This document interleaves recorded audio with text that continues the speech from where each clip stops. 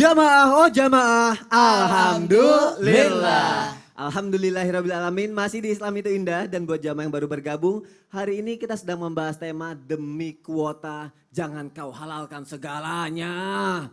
Janganlah pokoknya. Baik, langsung saja. Aku punya tayangan, ini demi anak ikut sekolah online, ayah curi laptop. Langsung saja jamaah kita lihat tayangannya, silakan. Hermansyah, 44 tahun, warga kota Sepang, Labuhan Ratu, Bandar Lampung, harus rela meringkuk di sel tahanan Polsek Kedaton. Pria pengangguran ini harus berurusan dengan hukum lantaran mencuri 1 unit laptop milik seorang mahasiswa di kamar kos di wilayah Kampung Baru, Bandar Lampung. Kepada petugas, Hermansyah mengaku terpaksa nekat mencuri laptop lantaran permintaan sang anak untuk kebutuhan sekolah online. Tak ingin mengecewakan sang anak, pria ini memutuskan untuk mencuri laptop.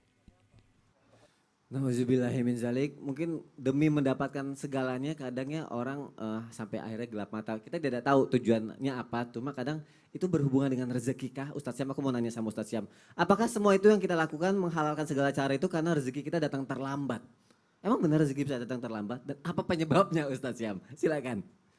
يا أيها الذين آمنوا لا تلهكم أموالكم ولا أولادكم عن ذكر الله ومن يفعل ذلك فأولئك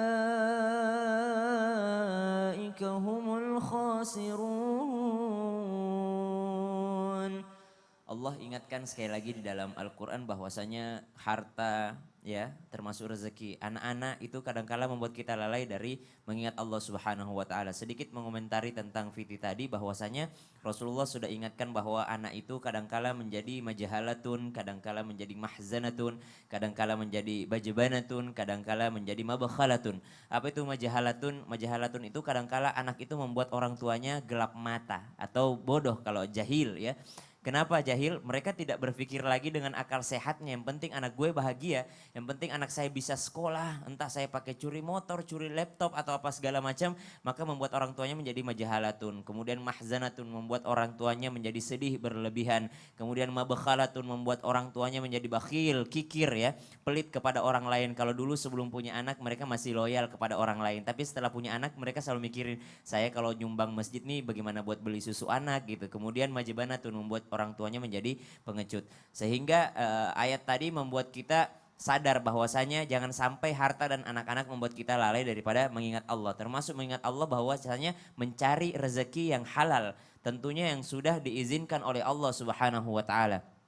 Kemudian pertanyaannya, apakah kalau seseorang disempitkan rezekinya menjadi alasan supaya dia bisa menghalalkan segala cara? Ya. Ini adalah pemikiran yang sangat sempit. Kenapa? Karena rezeki kita itu sudah diatur jauh sebelum kita diciptakan di muka bumi ini. Berapa puluh ribu tahun sebelum kita terlahir, itu sudah ditentukan berapa rezekinya, berapa kadarnya, berapa jumlahnya yang akan dia terima. Maka orang yang paling rugi adalah orang yang mencari dengan cara yang haram. Kenapa paling rugi? Karena Anda mencari dengan cara yang halal ataupun mencari yang haram jumlahnya akan sama gitu. Jumlahnya akan sama. Anda dijatah oleh Allah Subhanahu wa taala dengan umur misalnya 70 tahun dengan jumlah rezeki yang Anda akan makan di muka buminya Allah Subhanahu wa taala adalah misalnya sekitar 1 triliun dengan jumlah umur 70 tahun. Ada yang Anda dapatkan dengan cara yang halal, ada yang Anda paksakan dengan cara yang haram, maka tetap aja 1 triliun gak akan bertambah, gak akan berkurang. Karena rezeki itu seperti ajal. Rezeki seperti ajal bagaimana? Rezeki tidak akan pernah luput darimu sampai engkau menemui ajalmu gitu. Ajal juga kita bersembunyi di mana, ajal ini akan mendapatkan kita, akan menemukan kita. Sama dengan rezeki, Anda bersembunyi di mana, rezeki itu pula akan mendapatkan kita. Jadi bukan sebagai alasan ketika dalam keadaan terdesak kemudian seseorang menghalalkan segala cara. Walaupun mungkin ada beberapa kaidah dalam usul fikih darurat tapi nggak sampai darurat yang mencuri untuk yang namanya kuota, untuk yang namanya belajar, tidak.